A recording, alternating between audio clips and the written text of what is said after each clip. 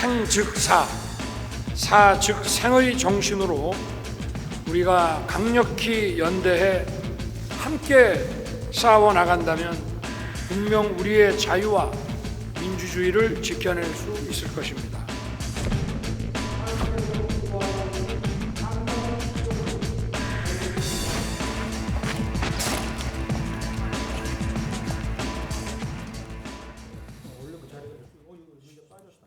자, 윤석열 대통령이 우크라이나를 전격 방문해서 현지 시간으로 15일 젤렌스키 대통령과 정상회담을 가졌는데요.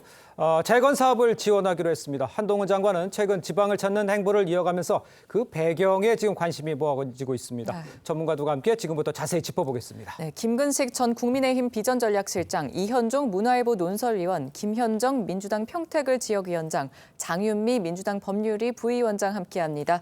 안녕하세요. 네, 안녕하세요. 네, 주제 바로 보시죠. 자, 윤석열 대통령 극비리예요. 순방 일정을 연장을 해서 우크라이나를 전격 방문했습니다.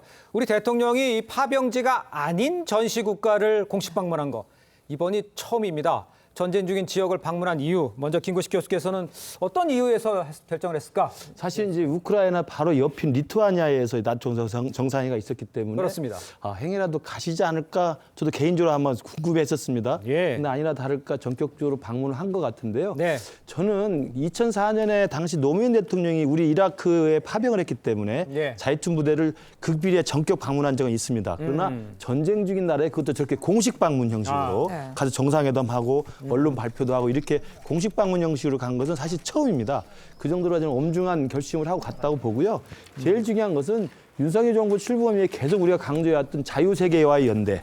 예. 특히나 지금 우크라이나 전쟁이라는 것은 러시아가 정말 말도 안 되는 국제적 규범을 어겨가면서 무도하게 전쟁을 일으킨 거 아니겠습니까? 그렇습니다. 그래서 젤렌스키 대통령 이하 우크라이나 전 국민이 정말 열심히 사투를 벌이고 있는 상황이기 때문에 예. 자유와 민주주의를 지키는 국제 연대 차원에서 윤석열 대통령이 전격적으로 방문을 해서 힘을 실어주고 우리의 어떤 자유세계에 대한 의지와 그리고 우크라이나 전쟁 이후의 재건 지원 사업에 우리가 참여할 수 있는 길을 열어놓은 것으로 보입니다. 알겠습니다. 지금 윤 대통령의 우크라이나 방문은 철저한 보안 속에서 추진이 됐습니다. 함께 간 기자단은 또 아예 없을 정도로 좀 극비리에 준비가 됐다고 해요. 어떻게 된 거죠? 그렇죠. 원래 이제 굉장히 극비리에 제가 알기로 준비가 됐고 일체 이 문제에 대해서 이제 그동안 이야기를 하지 않았죠. 예. 이제 아마 폴란드를 가기 때문에 혹여 이제 가지 않을까라는 전망이 있었는데 그때마다 대통령실에서는 그런 계획이 없다라고 이야기를 했습니다. 예. 근데 아마 소수의 어떤 인원만 이걸 준비를 했고요.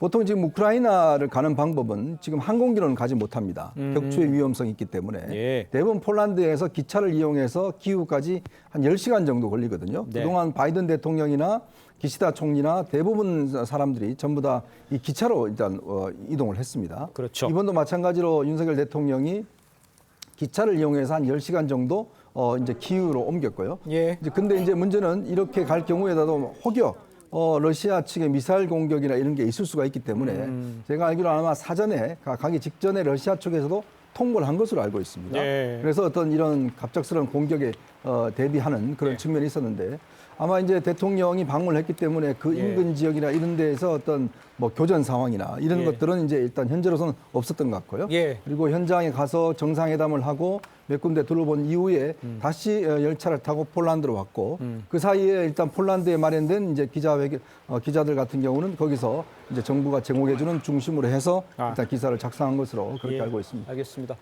110분간 이어진 한국과 우크라이나의 정상회담에서는요, 우크라이나 평화연대 이니셔티브 이 추진이 합의가 됐습니다. 윤 대통령의 목소리를 직접 들어보도록 하겠습니다. 지금 우크라이나 상황은 과거 대한민국의 상황을 떠올리게 합니다. 생 즉 사, 사 즉 생의 정신으로 우리가 강력히 연대해 함께 싸워 나간다면 분명 우리의 자유와 민주주의를 지켜낼 수 있을 것입니다. 대한민국은 우크라이나의 자유와 평화, 번영을 가꾸는 동반자가 될 것이며 나아가 우크라이나와 함께 세계의 자유, 평화, 번영에 함께 기여하는 믿음직한 파트너가 될 것입니다. 네, 윤 대통령은 우크라이나에 대한 이 군수 물자 지원과 재건 협력 확대를 약속했고요. 우리나라 건설사가 우크라이나에 또 재건을 나선다고 합니다.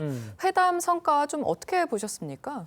일단 그 자유 진영에 대한 연대 강화 취지랑 전쟁 종식에 대한 노력으로 이제 방문을 하신 것 같은데 저는 이제 러시아가 우크라이나를 침공한 것은 국제사회 일원으로서 우리 대한민국 당연히 이제 규탄해야 되는 문제는 맞는데 예. 그래서 지금까지도 인도적 지원도 하고 있었고요. 비군사적인 지원도 하고 있었고 또 이제 나중에 이제 전쟁이 종식된 이후에 재건 사업에 저희가 참여를 하면 많은 경제적 효과도 있을 거라고 생각을 합니다. 네. 이게 다만 이제 이런 이제 인도적 차원에서의 지원 외에 과연 이렇게 우크라이나를 그 전시 중에 방문하는 것이 우리 국익을 위해서 어떤 도움이 될 것인가에 대해서는 이제 비판의 지점이 있습니다. 왜냐하면 그 러시아와의 관계가 악화될 수밖에 없고 한미일과 북중러 간의 그 신냉전 체제도 강화될 수밖에 없지 않겠습니까? 그래서 수출 의존국인 우리 한반도의 리스크를 키워서 또 경제적인 측면에서의 또 불이익도 있을 수 있는 거고요.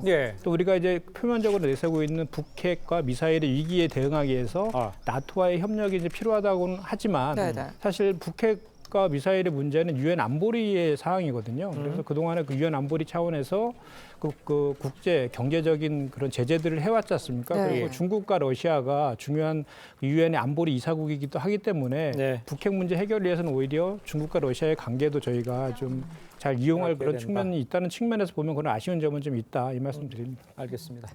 자, 저희는 다음 주제로 넘어가 보도록 하겠습니다. 자, 최근 한동훈 법무부 장관이요 제주와 전남 등 지방을 찾았으며 또 활동의 보폭을 넓히는 모양새입니다. 어제 제주에서는요 대한상공회의소 주최 강연에서 대기업 창업자들의 가치를 높게 평가하기도 했습니다. 직접 들어보도록 하겠습니다. 저는 이 농지개혁이 만석군의 나라였던 대한민국을 이병철, 정주영, 구인회, 최종현 회장과 같은 여러분들의 선배 기업인들이자 대한민국의 영웅들이 혁신을 실현하고 마음껏 활약할 수 있는 기업인의 나라로 바꾸는 대전환의 계기가 됐다고 생각합니다. 저는 대한민국 기업인들의 혁신 능력과 국가에 대한 기여에 대해서 깊이 존경하는 마음을 가지고 있다고 고백합니다. 네, 한동훈 장관은 이병철, 최종현 회장을 또 영웅들이라고 칭했고요. 이승만 전 대통령의 농지개혁을 두고 대전환의 계기가 됐다고 높이 평가했습니다.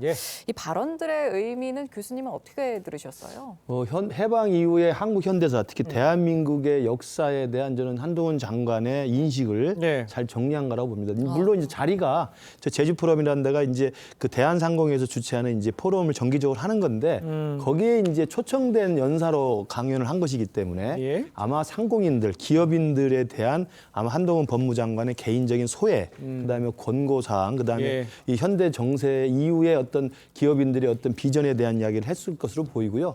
그러다 보니까 그 이승만 대통령의 농지개혁에 대한 역사적 평가, 그리고 농지개혁이 사실은 그동안의 현대사에 대한 평가 속에서 좌우파 간의 극단적인 이해 차이가 있었지 않았습니까? 이른바 이제 진보 진영 일부에서는 북한의 무상물수 무상분배 농지개혁이 굉장히 좋았다고 평가하는 사람들도 있고, 우리 또 우파 진영에서는 대한민국 이승만 대통령의 그 유상물수 유상분배라는 농지개혁이 오히려 그 이후에 기업 활동들을 이렇게 장려하고 기업 활동 촉진할 수 있는 그런 역사적 계기가 됐다는 평가가 많거든요.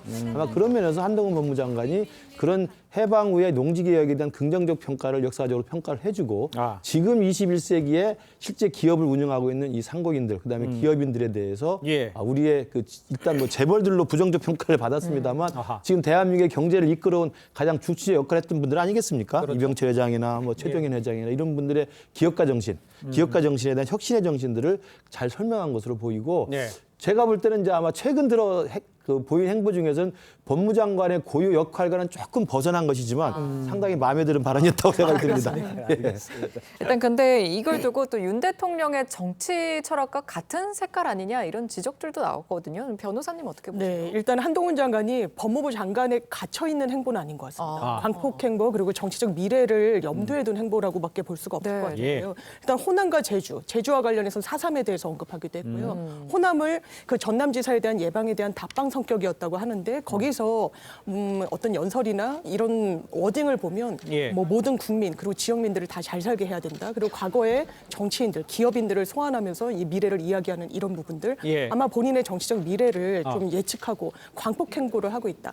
본인은 이 법무부 장관 이후에 플러스 알파를 생각하고 있는 것 같습니다. 아, 그렇군요. 이현정 위원님께 그럼 이렇게 여쭤볼게요. 자, 정치적 목적이 있고 그런 의미를 하기 위해서 한 광폭 행보다. 이렇다면 효과는 있는지, 의미가 있는지, 이건 어떻게 보십니까?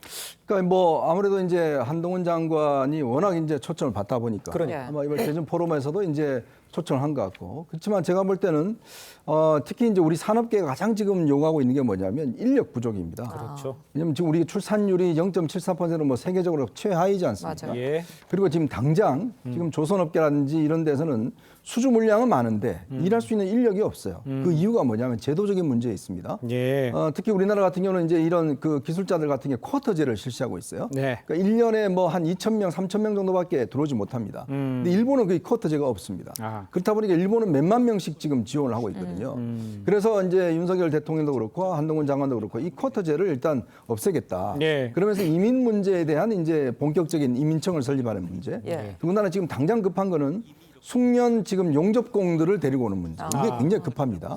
그래서 이번에 이제 직접 그 이 호남 쪽에 있는 3호 중공업이라는 데 가서 이야기를 한 것이 이 숙련 이제 용접공들에 대해서 이제 계속적으로 이민을 받아주는 문제라든지 예. 이 기용하는 문제라든지 이 문제를 아마 기업들이 가장 요구하고 있는 이 문제를 이야기를 했고 그리고 이제 10년이 넘으면 보통 이제 다시 돌아가게 돼 있습니다. 근데 이제 한동훈 장관이 이날 연설을 이야기한 게 예. 10년이 넘으면 그 회사에 있는 뭐 어떤 추천으로 인해서 이분들이 더 일할 수 있는 비자를 연장해주는 제도라든지 이걸 하겠다.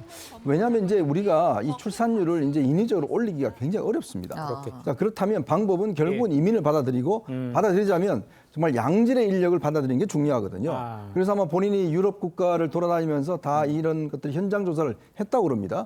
그런 면에서 이제 앞으로 한동훈 장관이 펼친 거는 농지개혁에 있어서 또 그다음에 대한민국을 어떤 한 단계 올리기 위해서는 예. 결국 이민 문제다. 이민 문제를 어떤 식이든지 해결해서 인력을 보충해야 된다. 아마 이 문제를 강조를 한 것 같습니다. 알겠습니다. 이현정 위원께서 지적을 해 주셨습니다만 이 한동훈 장관 그래서 이제 이민 정책을 추진할 컨트롤 타워 설립을 검토할 필요가 있다 이렇게 밝혔습니다.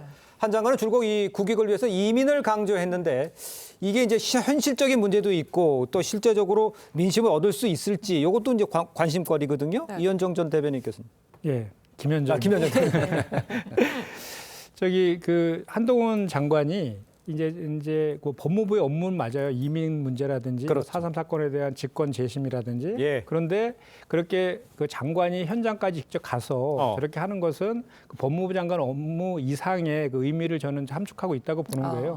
좀 전에 우리 장 변호사님께서 말씀하신 것처럼 총선과 다음 뭐 저기 지방선거라든지 또 대선이라든지 이렇게 출마를 할지 안 할지는 아직 확답은 좀 안 하고 있지만 그렇죠. 그런 거를 대비해서 지금 일종의 통합적인 행보를 하고 있다라고 저는 이제 생각을 하는데요. 네. 한동훈 장관이 하는 이런 행보들이 진정성 있게 이제 보이려면 앞으로 국회에서 야당이나 이렇게 대하는 태도라든지 그런 그 국무위원으로서의 그런 중립적인 그 태도라든지 이런 걸 보면은 확인되지 않을까 이렇게 생각합니다. 지금 알겠습니다. 총선 출마 언급을 해주신 김에 예. 우리 한동훈 법무부 장관은 내년 4월 총선 출마를 여부를 좀 묻는 질문이 있었거든요. 근데 여기에 법무부 장관으로서 할 일을 더 열심히 할 수 있도록 노력하겠다 이런 답을 했습니다.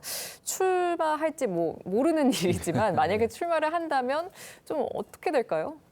그 사실은 우리 국민의힘 입장에서는 한동훈 장관의 지금 존재라는 게 사실은 중요한 자산인 건 맞습니다. 네. 왜냐하면 윤석열 정부의 지금 국무위원이고요. 그렇죠. 또 윤석열 정부에게 중요한 분기점이 될 수 있는 내년 총선에서 나름대로 한동훈 장관의 지금 상징성과 존재감, 네. 그다음에 우리 지지자들의 어떤 바램 이런 것들 생각해 보면 상당한 역할을 할 수 있는 가능성 충분히 있다고 봅니다. 예. 그러나 문제는 계속 말씀드리지만 예. 본인의 의지도 중요하지만 대통령의 어떤 일정 정도의 승인이 떨어져야 됩니다. 그렇겠죠. 왜냐하면 국무위원이기 때문에 네. 대통령이 정말 한동훈 장관 법무장관으로서 일을 잘하고 더 큰 역할도 내각에서 할 수 있지만 네. 내년 총선이 중요하고 내년 총선에서 나름대로 역할이 충분히 기대가 되기 때문에 내가 내보내주겠다, 풀어주겠다라고 한다면 한동훈 장관이 사실은 장관을 끝내고 나와서 변호사를 할 수는 없는 거 아니겠습니까? 그렇다고 한다면 대통령과의 관계, 용산과의 관계 정리가 끝난다고 한다면 저는 내년 총선의 역할은 충분히 있을 수 있다고 보고 그것들을 염두에 둔 것인지는 확실히 모르겠습니다만 최근에 와서 호남 지방 행보라든지 제주에서 강연 이런 등등의 행보들을 보면 과거보다는 훨씬 더 조금 외연을 확대하고 중도층으로 좀 소구력 있는 이런 이미지 메이킹을 하고 있는 게 아닌가 저는 개인적으로 그런 생각을 좀 해봅니다. 알겠습니다. 장윤미 변호사께서는 외연을 확대하고 있는 한동훈 장관 잘하는 건지 못하는 건지 또 어떻게 될 것 같으신지 좀 얘기해 주세요. 일단 보수의 원로들이 한동훈 장관을 평하기를 정치할 뭐 묻기는 아니다 이렇게 평한 뭐 윤여준 전 장관 등도 계셨습니다. 왜냐하면 민주당을 대하는 태도, 이 정무직 장관으로서는 사실상 뭐 협치는 고사하고 사실상의 혐오를 담아냈다고 봐야 되거든요. 그런데 지금 언론의 분석을 보면 민주당을 향한 어떤 태세도 좀 톤다운이 됐다. 그리고 본인이 얘기하는 이민철, 이게 상당히 또 미래와 관련된 우리나라의 국익과도 연관된 부분입니다. 그리고 상당히 필요하고 현안에 대해서 논의를 여야가 함께 할 필요도 있기 때문에 아까 계속 나오는 말처럼 민주당을, 야당을 어떤 태도와 어떤 자세로 대하는지에 따라서 한동훈 장관의 정치적 미래도 달려 있다고 생각합니다. 알겠습니다. 그러니까 한동훈 장관이 이제 민주당을 대하는 태도가 이제 굉장히 뭐 무례하다 뭐 이렇게 이야기를 하고 있는데 저는 이 민주당이라는 어떤 테두리가 아닌 것 같습니다. 특정 인사에 대해서 다만 한정이 된 것 같아요. 그건 뭐냐면 특히 한동훈 장관 잘 보십시오. 상임이나 이런 과정에서 보면 예를 들어서 김의겸이나 최강욱 이런 분들하고 아주 세게 싸워요. 그러니까 자신과 거짓 뭐 가짜 뉴스라든지 어떤 이런 것들에 대해서 하는 사람한테 대해서는 비타협적으로 싸웁니다. 근데 그렇지 않는 인사들에 대해서는 굉장히 다정하고 친절하게 답을 해요. 그러니까 그걸 보면 이게 먼저 구분이 명확하다라는 것이고 이게 포괄적으로 민주당 전체를 싸잡아서 아니다라고 하기는 제가 볼 때 무리가 있다. 그리고 이제 한동훈 장관 입장에서는 지금 이제 굉장히 고민스러운 지점이 일단 지금 내각에 사실은 어떤 우리가 새로운 장관상을 보여줬거든요. 그렇다면 윤석열 정부가 내년 총선 이후에는 어떤 그럼 누구를 가지고 가면 정치를 할 것, 그 정부를 운영할 것인가 이거에 대한 고민들이 있을 거예요. 이제 그 지점에서 한동훈 장관이 계속 내각에 남아 있어서 다른 역할을 할지 아니면 총선 출마해서 당으로 갈지 그렇게 되면 이제 조기에 아마 뭐 대선 국면이 펼쳐지면 이것 또한 정부로서도 부담이거든요. 그런 점들 아마 저는 좀 고려하지 않을까 싶습니다. 어떻게 우리 민주당 얘기를 하시니까 저도 한마디 좀 덧붙이면 그 특정 그 정치인, 정치인 특히 이제 본인에 대해서 강하게 의혹 제기라는 정치인에 대해서 강하게 반발하는 그런 태도, 그것이 바로 한동훈 장관이 정치를 한다는 반증이기도 하거든요. 그렇습니까? 아니 국무위원으로서 사실관계에 대해서 그냥 설명만 하면 될 일이지 뭐 호통을 친다든지 뭘 도박하듯이 건다든지 이런 태도들은 국무위원으로서 태도는 아니죠. 그리고 이번에 전남과 제주를 방문한 것도 어떻게 보면 그런 정치를 하려는 그런 연장선상에서의 태도라고 저는 보여지는 거예요. 그러니까 그동안에 우리 차기 지도자 두 번째로 항상 이제 올라오잖아요. 한동훈 장관이. 그래서 보수층의 지지는 받고 있지만 중도층과 또 반대의 진보 진영에서의 또 비호감도도 상당히 높거든요. 그런데 이제 특히 이제 지역도 딱 전남과 제주 그리고 내용도 이제 그 이민과 관련된 얘기지만 부인난과 관련된 또 문제잖아요. 그리고 4.3 문제도 역사적인 문제 이런 문제들에 대해서 내가 관심을 갖고 있고 해결 능력이 있다라는 그런 이미지 메이킹을 하려고 하는 그런 것이죠. 그런데 이것이 진정성을 정말 갖고 있으려면 제가 좀 전에 말씀드린 것처럼 그 국회라든지 야당을 대하는 태도들이 정말 국무위원으로서 중립적인 그런 상황으로 돌아가야 된다. 이런 말씀을 다시 김현정 전 대변인 제가 이렇게 여쭤볼게요. 다시 쉽게 여쭤보면 물론 국무위원으로서 잘 돼야 되는 건 맞죠. 그런데 뭐 동조하고 싶은 생각은 없습니다만 사실도 아닌 얘기를 내가 술도 안 마시는 거 알면서도 이런 거 뭐예요라고 사람이랑 화나고 있을 수 있지 않을까? 그렇게 대할 수 있지 않을까? 사실 터무니없는 얘기인데 저렇게 얘기하면 뭐라고 답하시겠어요? 종전에 한참 이제 우리가 그 논평하던 그런 주제인데 다시 돌아가는 것 같은데 그러니까 그 김의겸 예를 들어서 김의겸 의원 같은 경우에는 제보를 받아서 언론사의 제보를 받아서 그 받은 제보에 근거해서 국회에서 정당 의정 활동 일환으로 물은 거죠. 물은 거에 대해서 반응이 너무 이제 거세게 나오니까 그거에 대해서 다시 또 반응하고 또 이게 결국 법적 공방으로까지 가는 이런 문제들이 생긴 거잖아요. 그래서 저는 그래서 그렇게 서로 공방에서 법정 공방까지 갈 것이 아니라 그 뭐 질의한 거에 대해서 사실관계만 딱 얘기하면 그거에 대한 평가들은 국민들이 하지 않겠습니까? 그런 태도들이 이제 바른 태도라는 말씀을 드린 거죠. 그러니까 사실관계 이야기했잖아요. 이야기하는데 자꾸 그 문제에 대해서 뭐 이야기를 하니까 그리고 자꾸 이제 언론에 제보라고 그러는데 글쎄요 보통 언론사가 그런 거 가지고 그렇게 쉽게 제보하지 않습니다. 자기들이 확인하죠. 그리고 또 이 국회의원이 보좌진들 많지 않습니까? 많으면 나름대로 확인 과정을 거칩니다. 그걸 안 거쳤기 때문에 이게 문제가 되는 알겠습니다. 거죠. 결론은 시청자 여러분들이 어떻게 판단하실지 저희 많은 정보들이 나와 있으니까 네. 시청자 여러분께서 판단하시라 믿습니다. 자, 다음 주제로 넘어가 보도록 하겠습니다. 고 박원순 전 서울시장의 유족 변호사를 맡았던 정철승 변호사가요. 박 전 시장의 사망과 관련해서 SNS를 통해서 박 전 시장이 과연 극단적 선택을 했을까 의문이 든다면서 몇 가지 이유를 들었어요. 어떤 내용이 그립니까 이게 도대체? 그러니까 이게 정철승 변호사는 이제 박원순 전 서울시장의 이제 변호인이었습니다. 네.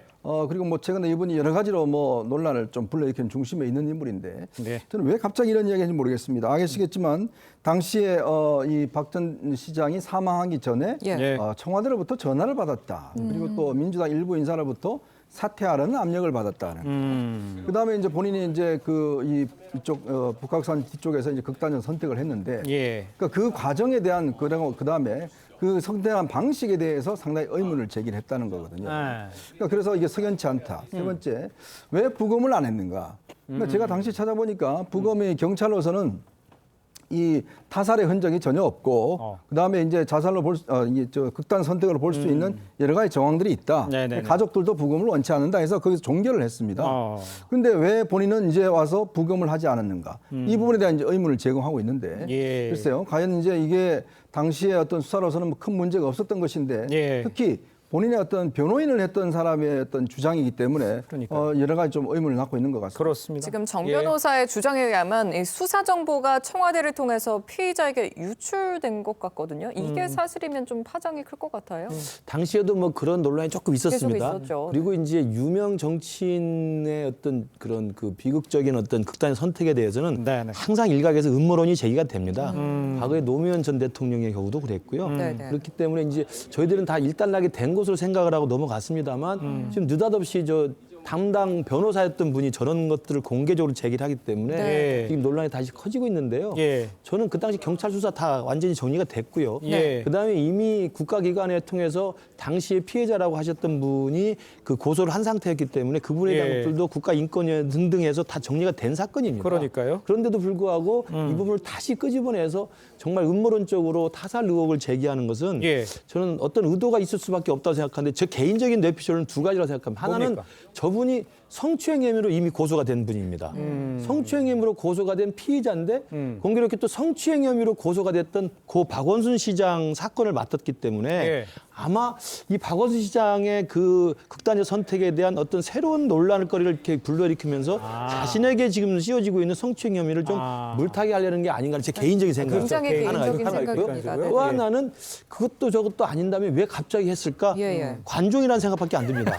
논란을 일으키면서 이게 언론에 기사화되는 것밖에 더 뭐가 있겠습니까? 예. 저는 저분이 저렇게 하는 왜냐하면 저분이 진보 진영에 뭐 이게 소속돼 있다고 이야기를 합니다만 예. 지금 저 박원순 전 시장의 저 이야기를 꺼내드는 것 자체가 과연 민주당이나 진보 진영이나 박원순 시장의 유족에게 도움이 될까요? 네네네. 저는 그렇지 않다고 봅니다. 알겠습니다. 단어 특히 선택에 개인적인 조금- 예. 의견이었음을 다시 한번 다음에 좀 자제해 주세요. 그런 표현. 알겠습니다. 알겠습니다.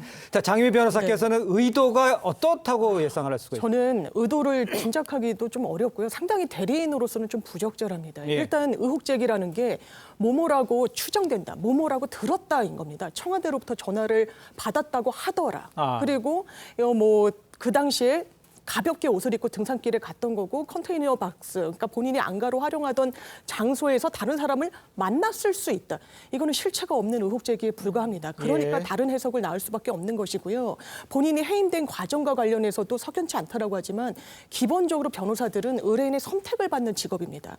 본인이 해임을 당하면 거기에 대해서 사건 관계자인 당사자 그런 부분과 관련해서 어떤 억측을 나올 수 있는 발언이나 행동은 상당히 자제하는 것이 일반 사건에서 맞는 변호인의 태도인데 네네. 이건 상당히 이례적이고 좀 예. 적절하지 않은 아니 것 같습니다. 그렇다면 뭐 지금 2차 가해 논란도 있을 수 있잖아요. 이것도 좀 지적을 해주시고 그럼 왜 이렇게 했을까? 여기에 대해서는 어떻게 생각하십니까? 2차 가해 논란이 나올 수 있죠. 왜냐하면 지난번에도 이 젠더 감수성에 있어서는 박원순 전 시장만한 남성이 대한민국에는 없다라고 그랬습니다. 그러면 문제 제기를 한 사람은 뭔가 잘못된 문제 제기를 했다라고 할 수 있을 것인지 예. 그 부분에 대해서 2차 가해 논란이 당연히 제기될 수밖에 없고 예. 그렇다면 아까 지적해 주신 대로 정확하게 확인된 건 아니지만 그렇지만 본인이 수사선상에 오른 부분과 관련해서 다른 어떤 시선을 좀 분산시키려고 하는 거 아닌지의 의도도 나올 수 있는 행보를 보이고 있다라고 아쉽게 생각하고 있습니다. 알겠습니다. 그리고 그 당시에 그 서울청에서 조사해가지고 그 청와대에서 이렇게 전화해서 뭐 저기 피의자 그런 사실들을 알려줬다는 것은 사실이 아니다라는 게 무혐의 처리한 바도 있습니다. 그래서 이거는 근거 없는 일방적인 주장이에요. 알겠습니다. 자, 저희는 다음 주제로 넘어가 보도록 하겠습니다. 자, 지난 7월 6일 원희룡 국토부 장관 서울 양평간 고속도로 추진 백지화를 선언했죠. 정치적 존재가 이것 때문에 이제 정치적 존재감이 커졌다라는 일부의 지적도 있습니다만 이 다음 정치 행보를 의식했다 이런 이야기도 나오고 있습니다.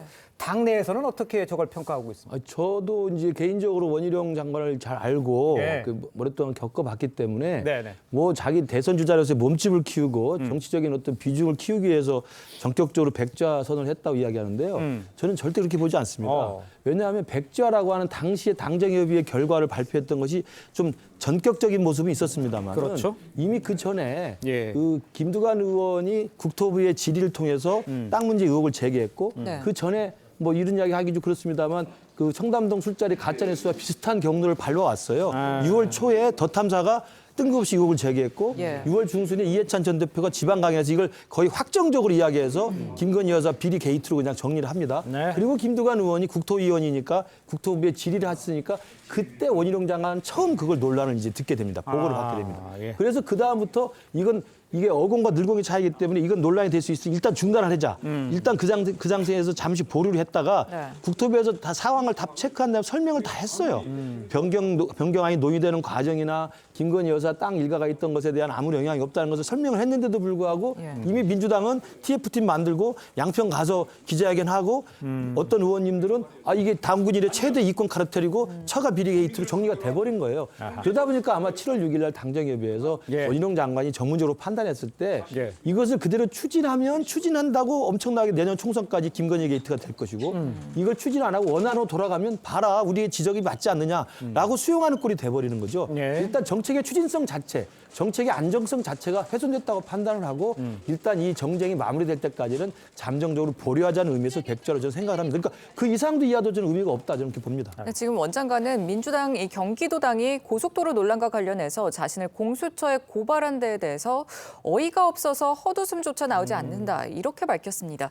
지금 민주당이 계속해서 이런 공세를 퍼붓는 게 오히려 또 원 장관을 돕는 거 아니냐 이런 지적들도 나오거든요. 그러니까 이제 정무적으로 보면 원 장관의 어떤 상당히 이제 정치적인 어떤 이 크기 이걸 뭐 키워준다라고 볼 수가 없겠죠. 왜냐하면 이제 아무래도 이제 정치와 정쟁의 어떤 중심에 서는 상황이니까 아무래도 공수처에 이제 고발까지 하고 그러면 이 문제가 계속 논란이 될 거 아니겠습니까?